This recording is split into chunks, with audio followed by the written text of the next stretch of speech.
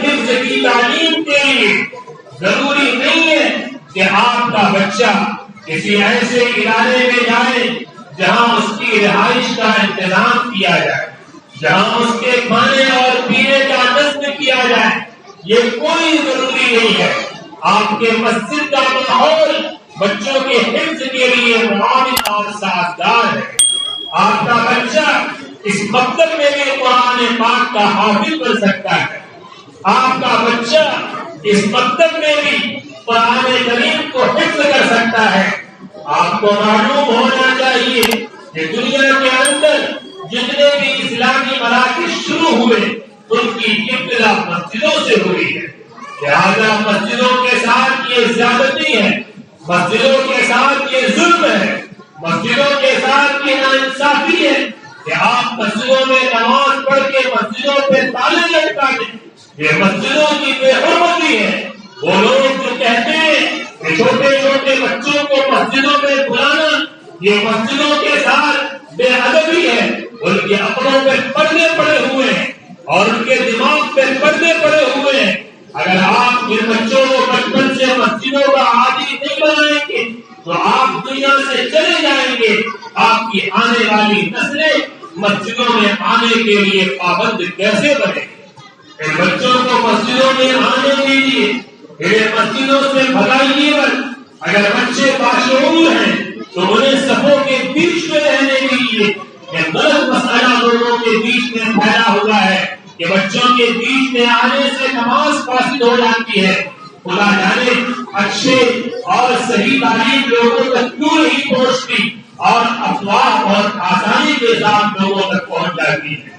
میں دیکھتا ہوں جب مسجدوں کی صف بندیاں ہوتی ہیں تو بچوں کو ڈھکیلا جاتا ہے، ایک بچہ دوسری صف میں ہے، کوئی آتا ہے اسے دوسری صف پہ تیسری صف پہ ڈھکیلتا ہے، تیسری صف میں کوئی آتا ہے وہ اسے چوتھی صف میں ڈھکیلتا ہے، اور جو بچہ نماز کے شروع ہونے سے پہلے دوسری صف میں بیٹھا ہوا تھا سلام پھیرنے تک وہ بچہ مسجد کے سب سے آخری صف میں پہنچ جاتا ہے۔ اس نے یہ مسئلہ بتایا، کون سی کتاب میں یہ مسئلہ ہے، کس امام نے بتایا، کس فقیہ نے بتایا ہے؟ یہ غلط افواہ اور غلط مسئلہ لوگوں میں یہ بات پھیلی ہوئی ہے اور اس مسئلے کی کوئی بنیاد نہیں ہے۔ اگر بچہ باشعور ہے اور وہ بچہ سمجھدار ہے، 7-8 سال کا بچہ وہ باشعور ہو جاتا ہے، اسے اتنی شعور ہو جاتی ہے کہ مسجد میں نماز کے وقت میں بات نہیں کرنی چاہیے اور نماز کے اندر گفتگو نہیں کرنی چاہیے، ادب کے ساتھ نماز پڑھنا چاہیے۔ اور اگر وہ بچہ باتیں کرتا ہے تو یہ جرم کس کا ہے؟ یہ جرم آپ کا ہے، یہ جرم مسلمان کا ہے، یہ جرم ان کے ماں باپ کا ہے، یہ جرم اس علاقے کا ہے، یہ جرم مسجد کے ذمہ داران کا ہے۔ اس جرم سے مسجد کے متولیان بھاگ نہیں سکتے اور اپنی گردن کو بچا نہیں سکتے۔ یہ ہماری ذمہ داری ہے، ہم نے مسجد بنائی ہے، مسجد کا انتظام سنبھالا ہے، تو ہماری ذمہ داری ہے کہ اس علاقے کے بچوں کو نمازی بنائیں، اس علاقے کے بزرگوں کو نمازی بنائیں، اس علاقے کے نوجوانوں کو نمازی بنائیں، اور ان بچوں کو ان کے والدین کی ذمہ داری ہے کہ ان کی انگلیاں پکڑ کر مسجد میں جائیں اور انہیں مسجد میں اپنے ساتھ ان کو نماز کا عادی بنائیں۔ ہاں یہ الگ بات ہے کہ بہت بڑی تعداد بچوں کی ہے تو ٹھیک ہے، ان کی سب فیشر ہونی چاہیے، لیکن اگر 1-2 بچے کسی وجہ سے صفوں کے بیچ میں آ گئے تو ایسا نہیں ہے کہ ان کے بیچ میں آ جانے کی وجہ سے بڑوں کی نماز فاسد ہو جائے، بڑوں کی نماز خراب ہو جائے۔ یہ الگ بات ہے کہ وہ بچے اگر اکیلے مل جائیں تو شاید بچوں کا بچپنا ہے، آپس میں مل کر شور مچانا شروع کر دیں، لیکن اگر بڑوں کے بیچ میں اگر 1-2 بچے نہیں رہیں گے تو وہ بڑوں کے احترام میں کم از کم وہ بچے بڑوں کے احترام میں شور نہیں بچائیں، وہ بچے اس کے ذریعے نماز سیکھیں گے۔ خدا جانے یہ اتنی حکمت کی بنیادی باتیں ہمارے ذہنوں سے کیوں چلی گئی اور لوگ کیوں یہ سمجھتے ہیں کہ بچوں کے بیچ میں آ جانے سے نماز ختم ہو جائے۔ رسول اللہ صلی اللہ علیہ وسلم سے بڑا نمازی کون ہو سکتا ہے؟ آپ علیہ السلام سے بڑا امام کون ہو سکتا ہے؟ رسول اللہ نماز پڑھتے ہیں اور حسن و حسین گردن پہ آ کے بیٹھ جاتے ہیں، رسول اللہ کی نماز فاسد نہیں ہوتی، رسول اللہ کی نماز خراب نہیں ہوتی ہے، اللہ کے نبی کی نماز خراب نہیں ہو رہی ہے اور آپ کی نماز خراب ہو جاتی ہے، آپ کی نماز فاسد ہو جاتی ہے۔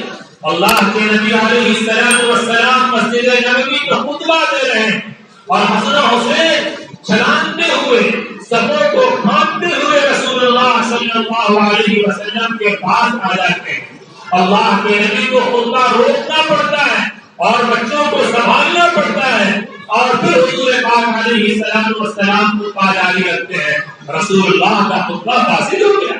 اللہ کے نبی کا خطبہ خراب ہو گیا۔ اللہ کے نبی علیہ السلام نے بچوں کی تربیت کا طریقہ بتلایا، وہ سیکھیے، ان بچوں کے شور کو برداشت کیجیے، ان بچوں کے ناز اور لفڑوں کو برداشت کیجیے۔ جن گھروں میں یہ بچے ہیں وہ گھر جنت کی گاڑیاں ہیں اور جن مسجدوں میں یہ بچے ہیں وہ مسجد اللہ کی رحمت کا ذریعہ ہیں۔ یہ علامت اس بات کی ہے کہ آپ کی مسجد آئندہ آنے والی نسلوں سے آباد ہوگی۔ وہ مسجد، اس مسجد کی خوبصورتی کہاں جس مسجد میں صرف بوڑھے نظر آئیں اور جس مسجد کے اندر جوان اور بچے نظر آئیں۔ آپ کے یہ مکاتب اس مسجد کے لیے ہی نہیں تمام مسجدوں کی آبادی کا ذریعہ ہے۔ یہ جو بیٹیاں قرآن کریم کو پڑھنے کے لیے مسجدوں میں آ رہی ہیں، ان کا قلبی تعلق مسجدوں سے ہے۔ یہ زندگی میں جہاں بھی رہیں گی انہوں نے مسجد کی تہذیب کو دیکھا ہے، انہوں نے مسجدوں کے رونق کو دیکھا ہے، انہوں نے مسجدوں کے ممبر و محراب کو دیکھا ہے۔ یہ شہادت کرے گی اور یہ گواہی دے گی اللہ کے سامنے، اور یہ روح زمین گواہی دے گا ان بچیوں اور ان بچوں کے اس قرآن کریم کی تلاوت کا۔ اللہ تبارک و تعالی نے فرمایا ہے کہ یومئذ تحدث اخبارها، روح زمین کا ہر حصہ انسان کے لیے قیامت کے دن گواہ بنے گا۔ لہذا بچوں کو برداشت کرنے کا مزاج بنائیے، اور یہ جو خرابشار انتشار آج جگہوں پہ لوگ پیدا کرتے ہیں اور نئے یہ ہوٹلوں کے جو مفتی کھڑے ہو چکے ہیں، جو ہوٹلوں پہ کھڑے ہو کر اور چوراہوں پہ کھڑے ہو کر فتوے دیتے ہیں کہ مسجدوں میں اگر بچے آئیں گے تو مسجدوں کا ماحول منتشر ہوگا، ان کو اپنے عقل و دماغ پہ لعنت بھیجنی چاہیے، ان کو اپنے عقل و دماغ پہ ملامت کرنی چاہیے۔ آپ کی ذمہ داری ہے، اگر آپ نے مسجدوں کی تعمیر کیا ہے تو آپ کا کام ہے کہ اپنے علاقے کے لیے مساجد کو زندہ کریں، اپنے علاقے کی مسجد کو مکتب بھی بنائیں، اپنے علاقے کی مسجد کو رسول اللہ کی مسجد بنائیں۔ ہمارے بہت سے جماعت کے اور جمہوریتوں کے لوگ کہتے ہیں کہ ہم وہ کام کرتے ہیں جو رسول اللہ کے نقش قدم پر ہو۔ رسول اللہ کی مسجد میں نماز پڑھ کے تالے لگ جایا کرتے تھے، رسول اللہ کی مسجد میں غزہ کا حلقہ بھی لگتا تھا، فیصلے بھی ہوتے تھے، قیدیوں کو بلایا جاتا تھا، وہیں پر حکم نافذ ہوتا تھا، وہیں پر جہاد کے فیصلے ہوتے تھے، وہیں پر غریبوں کا چندہ ہوتا تھا، وہیں پر یتیموں کی ضرورت پوری کی جاتی تھی، وہیں پر بیواؤں کی قدرگیری ہوتی تھی، وہیں پر مسکینوں کی ضرورتیں پوری ہوتی تھی، وہیں پر بیماروں کا علاج بھی ہوتا تھا، وہیں پر بچوں کو درس بھی دیا جاتا تھا اور وہیں بوڑھوں کی ضرورتیں بھی پوری کی جاتی تھی۔ رسول اللہ کی مسجد ایسی تھی، خدا کرے کہ ہماری مسجد بھی رسول اللہ کی مسجد جیسی ہو جائے، خدا کرے کہ ہمارے مسجدوں کی رونق، ہمارے مسجدوں میں بھی وہ رونق آئے جو رونق رسول اللہ صلی اللہ علیہ وسلم کی مسجد میں تھی۔ اللہ کے نبی صلی اللہ علیہ وسلم کی مسجد میں عورتیں بھی آتی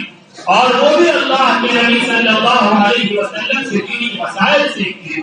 ہمیں اپنی مسجدوں کو مسجد نبوی کے طرز میں قائم کرنا ہے، لہذا مسجدوں میں قرآن کے حلقے لگنے چاہیے، مسجدوں کے اندر ذکر کے حلقے لگنے چاہیے، مسجدوں کے اندر دعوت و تبلیغ کا کام ہونا چاہیے، مسجدوں کے اندر جماعتوں کا قیام ہونا چاہیے، مسجدوں کے اندر اللہ اور اس کے رسول کی صدائیں بلند ہونی چاہیے۔ مسجد صرف روزانہ نماز کے لیے نہیں ہے، مسجد صرف اس لیے نہیں ہے کہ 2 رکعت نماز پڑھ کے مسجدوں پہ تالے لگا دیں، بلکہ مسجدوں کو صبح سے شام تک اللہ کے نام سے آباد رہنا چاہیے۔ اس سے بہتر آبادی کیا ہو سکتی ہے کہ آپ کی اس مسجد میں اللہ کا نام لینے والے، قرآن پڑھنے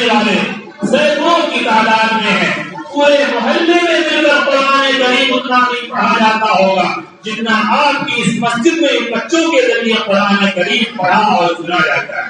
اس سے بڑی سعادت کی بات کیا ہے؟ آپ کو فخر ہونا چاہیے، اور فخر کے طور پر شاید ہر گلی کوچے میں آپ کو کہنا چاہیے کہ ہم اس مسجد کے مصلی ہیں جس مسجد کے اندر قرآن کریم کے حافظ پیدا ہوتے ہیں، ہم اس مسجد کے وکیل ہیں، ہم اس مسجد میں نماز پڑھنے والے ہیں جہاں صبح و شام اللہ کا محلے کے بچے قرآن کریم کی تلاوت کرتے ہیں، ہم اس مسجد کے پڑوسی ہیں جہاں پر صبح و شام بچے قرآن کی تلاوت کرتے ہیں۔ اللہ تبارک و تعالی ان بچوں کے والدین کو بھی قبول فرمائے، آمین۔ وآخر دعوانا الحمد للہ رب العالمین۔